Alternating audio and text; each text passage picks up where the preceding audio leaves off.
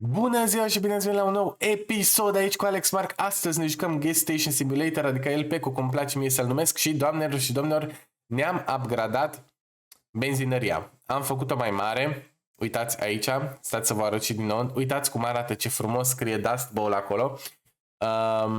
Așa, aici, foarte frumos, foarte drăguț. Ne modernizăm și noi, chiar dacă suntem în nicăieri. Și aici, înăuntru, a crescut considerabil locul. Stați puțin să o pun pe Charlotte să lucre, că e nașpa, că avem o grămadă de chestii aici de făcut și nu vine. Night, hai da, Charlotte. Bun, perfect. Da, așa. Și am avut și prima noastră furtună de nisip. Ceea ce cam nasol. Sincer, că uitați ce mi-a făcut aici. Acolo unde nu au fost înainte grămezi de nisip, uite cum le alargă ăla pe... Așa. Ne pune de astea de nisip și o să fie și dăți în care o să pună pe drum și mașinile nu o să mai poată ieși din parcare sau intra în parcare sau intra la noi aici, ceea ce este foarte nasol din cauza faptului că asta înseamnă lucru în plus, dar asta mă motivează și mai mult să iau al doilea angajat ca să facă bani pentru noi. Da? Bun. Pentru că este destul de curat aici, o să vreau să o pun pe Charlotte să se ocupe și de employee, să se ocupe puțin și de mașini, să le umple, pentru că eu vreau să vedem unde este acea spălătorie de mașini pe care noi va trebui să o facem. Bun. Upgrades. Uite câte upgrades putem să facem aici. Putem să facem Warehouse 2, Workshop 2, Warehouse 3. O grămadă de upgrade-uri pe care le putem face noi aici. Așa. Și Car Wash 1, care costă 1000, adică să avem propria noastră spălătorie auto, care va fi următorul nostru cel când vom face 1000 de dolari. Dar acum, uite ce urât arată și pereții aici, va trebui să mă ocup și de ei, dar numai bine că acum am pus-o pe Charlotte să facă bani, era să zic, să facă tot. Și uite ce frumos, uite ce frumos. Hai să vedem cum bagă benzină, să vedem dacă se descurcă bine sau nu, că e prima dată când o las să bage benzină. Și s-a descurcat? 21 doar. Oare? În fine. Clean the station, mi-a revenit mie această chestie pentru că Charlotte este ocupată deocamdată, dar nu e nicio problemă. Absolut nicio problemă. Pentru că mă descurc. Chiar mă descurc, n-am nicio treabă cu chestia asta. Bun, acum că este noapte, nu prea avem mulți angajați, să zic, mulți clienți, dar, na. I can't, there's no fuel at the station. Ok, atunci hai să vedem dacă putem să luăm fuel. Fuel, 2,25, iarăși începem. Iarăși începem. Ce mă enervează chestia asta, mă enervează enorm de rău. Dar aia e. Cred că trebuie să luăm 100 de litri, că altfel e nașpa. Bun. Păi atunci, dacă nu mai poți să fuel the cars, te rog frumos să te duci. Ce ai, mă, nebuno, ce ai? Că e curat. E foarte curat chiar. Bine, este mult gunoi. N-am ce zice, este cam mult gunoi și miroase foarte urât, dar aia e. Bun. Atunci numai bine o punem pe Charlotte să facă altceva dacă nu poate să bage la benzinărie. Employee. Alo. Este employee, așa. Ce mai este? Clean the station. Ok, bun. Hai să clean the station. Deși e destul de curată, dar să o țină ea în curățenie. În curățenie, să o țină ea curată până ne mai ocupăm noi aici de niște furăciuni, de niște chestii de furat, pentru că avem nevoie iarăși de bani. Așa. Perfect. E că am găsit șmecheria. Un pic mai așa, parcă, nu? Da. Perfect. 14 și niciun poster sau ceva. Asta pleacă, asta pleacă. Asta nu mă vrea. Da. Bine că ai plecat. Dar uite, avem aici o mașină cu un portbagaj mare. Să vedem, poate primim... și master. Poate primim ceva tare. Poate primim ceva frumos. Te rog, chiar îmi doresc. Am nevoie. Nu și eu un suflet. Hai da, te rog. Nu! Și vine înapoi vaca.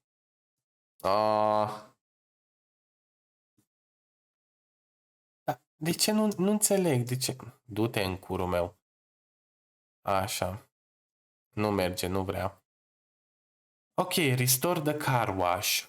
Așa, avem delivery-ul care pleacă și avem o femeie la garaj, dar nu avem nimic ca doamna Mary Jane. Ce putem noi să-ți oferim? Dar totuși, vreau să fac bani repede, așa că hai cu ăsta. Hai cu curatul intermediar. Curatul ăsta mă ajută pe mine cel mai mult. Asta mă ajută pe mine. Hai da. Doamne, mai un pic mai îmi trebuia.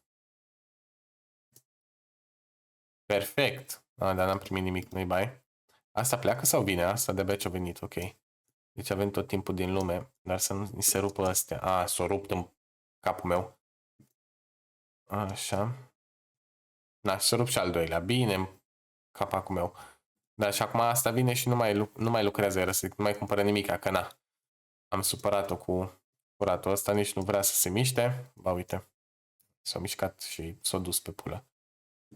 Da. Cum mișcam astea? Stânga-dreapta? Ok. Bine, altul care s-a supărat pe noi. Asta e mașină scumpă. Asta ar trebui să ne aduc aici bănuții. Sper. Nu o să facem nici pe asta. Băi, ce enervant poate să fie chestia asta. Ba, uite că am făcut-o. Fishing trophy, ok. Să vedem ce trofeu. Ce trofeu? De ce drăguț arată. 97, sigur, se vinde. Ok, și uite cum facem deja banii. Money. It's so funny in a rich man's world. Nu. Înnebunesc. Stai puțin să te dau așa. Să-l fac pe ăsta, că după aia trebuie să dau iară reset ca să mă duc cu Rudy să... Dar stați puțin, că am o idee. Dacă eu le mișc așa de repede, da? Nu pot să... Ba, uite ce frumos să-l mișc pe ăsta de aici. Du-te mă de aici. Da, acum se urcă următorul. Hai, pași tu. Bă, da, ia auzi-mă la el. Hai, du-te. Treci peste. Perfect. Așa. Perfect. Și acum eu o să mă duc cu Rudy și o să strâng toată nebunia aia de acolo. Să-i fac pe toți aici. Unde-i Charlotta. Să lucrez pe zi. Bun, hai. Că te-ai odihnit destul. Te-ai odihnit efectiv destul. Bun. Noi facem aici mai departe la combustibil. Bun. N-am mai avut partibusul de vreo 2 episoade. Dar nu-i problemă că l-așteptăm. Avem o grămadă de produse. 400 și ceva. Perfect, dar stăm foarte bine. Nu știu cum să vă zic. Stăm chiar foarte bine. Mai facem niște de astea, mai așa, mai la negru, mai la așa, mai furăm o chestie, mai nu știu ce și uite cum ne descurcăm noi aici. Vedeți, v-am zis, tot timpul are câte ceva fain în portbagaj polițistul. Uite, 100, perfect. Îl vindem imediat. Gata, am făcut 800 și ceva. Bun, asta e la cash register. Mai avem chestii de pus? Ar mai trebui... Stai mă! Nu. Vrei de alea. Bine, lasă. Ok, bine. Mai punem și de astea newspapers aici. Că le cumpără lumea, văd că. Le cumpără. Foarte bine. Foarte bine, doar că imediat se face ora 8 și Charlotte o să vrea să meargă să doarmă. O să-i trebuiască ceva să se odihnească și o să trebuiască să ne ocupăm noi de toate chestiile de aici, dar aia e. Dacă nu avem un al doilea angajat, nu avem ce face. Deocamdată nu mai vreau să mai iau al doilea trailer, pentru că costă 500 și dacă, costă 500, o să fie nașpa. Plus că ne descurcăm deocamdată cu Charlotte. Hai mă!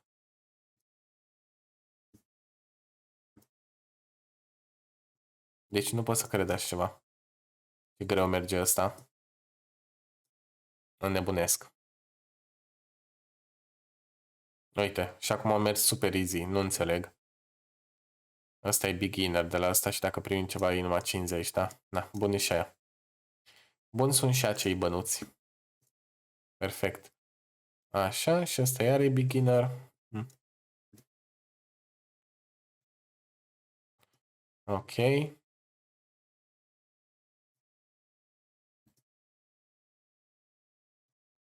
Perfect. Te mai vine o dubiță, o mai facem pe asta și după aia mergem să cumpărăm spălătorie. Oh, efectiv, sunt așa de excited, nu pot să cred că avem și spălătorie. După aia putem să mai facem upgrade-uri la toate astea. Să fie super nice. Super nice, că am auzit că poți să vinzi și înghețată. Așa că, uite, am găsit un poster. Am găsit un poster, perfect. Poster cu 55, perfect, e bun și ăsta, n-am ce zice. 1000. Avem 1000 aproape. Bă, da, Charlotte nu lucră că doarme. Nu-i bai, lasă. Lasă că mergem la benzinărie, nu pot să cred. Mergem la spălătorie. 3, 2, 1 și... Uite ce frumos arată! Doamne, nu pot să cred ce frumos arată. Stați să mergem să o vedem și așa în real life. În real life, în face-to-face. Uite-o! Ce frumos! Aici era unde era... era chestia aia unde l-am blocat pe Rudy pe acoperiș. Wow! Wow, wow, wow! Ce frumos! Nu pot să cred! Trebuie să așteptăm acum să ajungă un client la car wash ca să vedem cum arată totul. Wow, ce frumos arată! Nu pot să cred ce frumos îi. E amazing, îmi place foarte mult. Avem și spălătoria noastră, nu pot să cred așa ceva. Foarte drăguț. Vedem pe unde vin clienții la spălătorie. Ok, ăsta o să-l ducem puțin de aici ca să nu încurce pe drum. Așa, perfect. Bun. Până când vine primul nostru client, vreau să o pun pe Charlotte să lucreze un pic pentru noi. Ca să mai facă niște bani. Unde ești? Employee? Charlotte? Da, dar numai register, atât. Fără ăsta. Și să lucrezi noaptea. Perfect. Hai da. Hai Charlotte, că avem nevoie de tine. Hai, că vreau să văd primul client aici. Vreau să-l văd. Vine! Nu pot să cred, vine! Oh my god, oh my god, oh my god, oh my god, oh my god. Bă, Charlotte, ai grijă pe unde mergi. Angajații ăștia.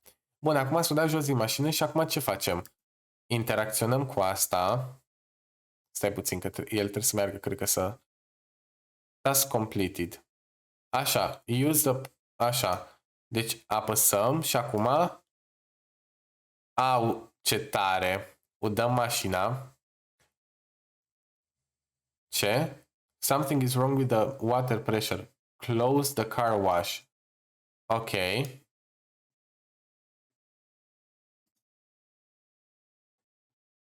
Find the sewer entrance in the junkyard. Ok, doamnelor și domnilor, asta a fost și cu episodul de astăzi. Dacă v-a plăcut, să nu uitați să dați un share, like și subscribe pentru că mă ajută foarte mult și noi ne revedem mâine cu un nou episod din El Peco. Pa!